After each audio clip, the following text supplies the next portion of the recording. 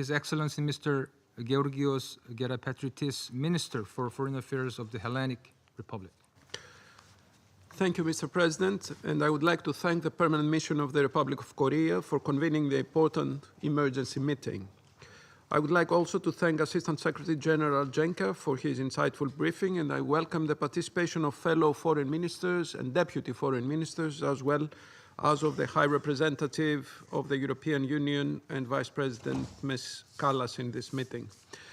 Dear colleagues, as this organization celebrates the 80th year since its establishment, international order, peace and security are gravely challenged around the globe.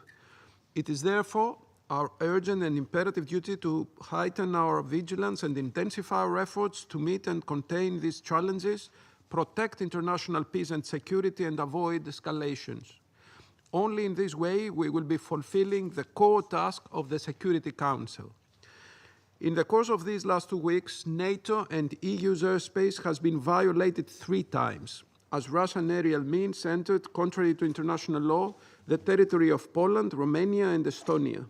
The latest incident, involving the incursion of Estonian airspace by 3 armed Russian fire jets, cannot be viewed in isolation.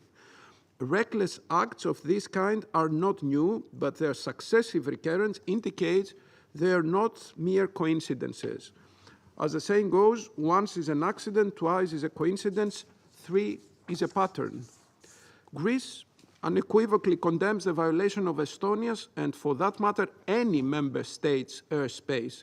We stand in full solidarity with Estonia, a friendly country and an EU and NATO ally.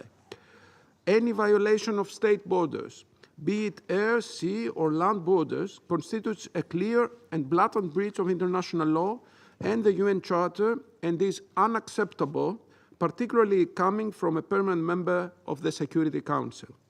We call on Russia to cease these unlawful acts immediately and respect its obligations under international law.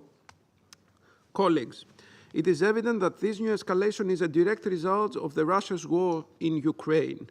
Greece has welcomed President Trump's initiative for meeting President Putin in Alaska in August, as well as any initiative that could result in the termination of the war. Nevertheless, these violations, as acts of aggression, contradict the spirit of the Anchorage meeting. Lastly, dear colleagues, we're now witnessing the destabilizing effects of the war and its wider implications for the security of Eastern Europe and of the wider region. This is why, once again, we call on Russia to stop its armed aggression. A comprehensive, just, and lasting peace in Ukraine, based on the principles of sovereignty, independence, and territorial integrity of states, must remain our foremost goal. A peace safeguarded by credible and robust security guarantees, which will effectively deter any recurrence of armed aggression, that precludes further escalation, and that is in line with international law, the UN Charter, the General Assembly resolutions, and the Helsinki Final Act. I thank you.